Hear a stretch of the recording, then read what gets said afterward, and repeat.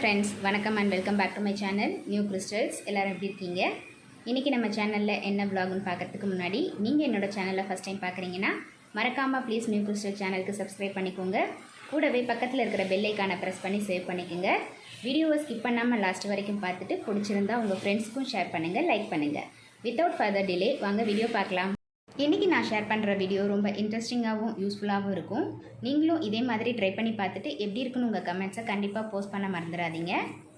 Actually சொல்லப்போனால் இந்த weekend எங்களுக்கு ரொம்ப ஹெக்டிக்கான வீக்கெண்டாக இருந்தது.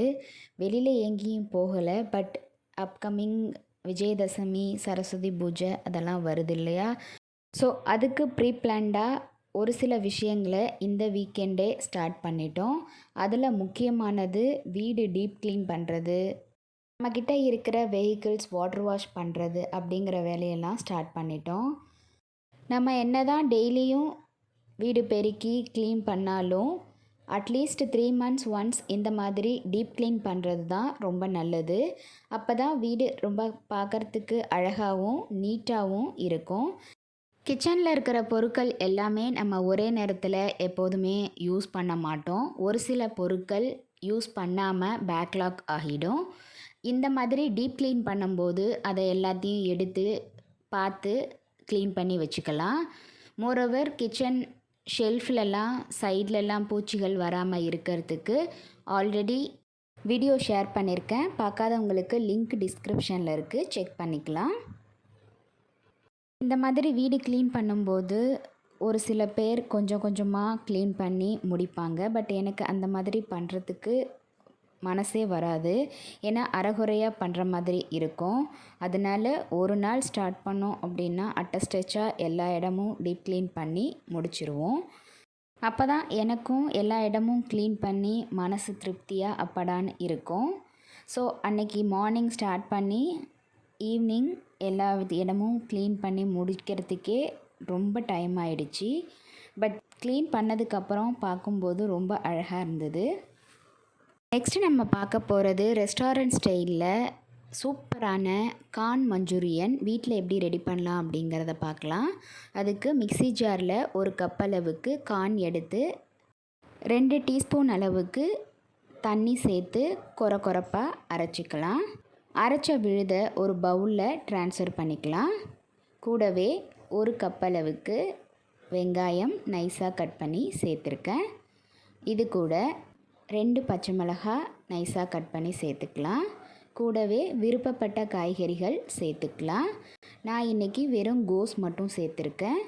இதோட பைண்டிங்காக 1 டீஸ்பூன் மைதா, 2 டீஸ்பூன் கார்ன்ஃப்ளவர், தேவையான அளவுக்கு உப்பு, 1 டீஸ்பூன் அரிசி மாவு, 1 டீஸ்பூன் கரம் மசாலா, 2 டீஸ்பூன் அளவுக்கு மிளகாய் தூள் எல்லாத்தையும் சேர்த்து நல்லா மிக்ஸ் பண்ணி சப்பாத்தி மாவு பதத்துக்கு மிக்ஸ் பண்ணிக்கலாம்.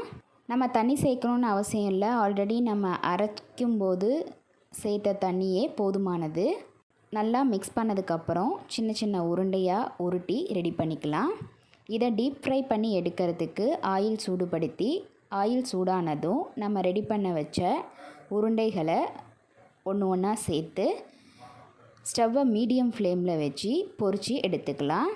உருண்டைகள் எல்லாம் கோல்டன் ப்ரவுன் வந்ததும் எண்ணெயிலேருந்து எடுத்துடலாம். நெக்ஸ்ட்டு மஞ்சூரியன் மசாலா ரெடி பண்ணுறதுக்கு ஒரு கடாயில் 2 டீஸ்பூன் ஆயில் சேர்த்துருக்கேன்.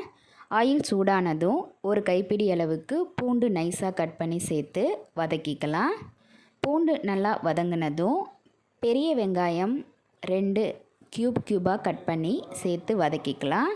இது கூட ஒரு கேப்சிகம் அதையும் க்யூபாக கட் பண்ணி சேர்த்துருக்கேன்.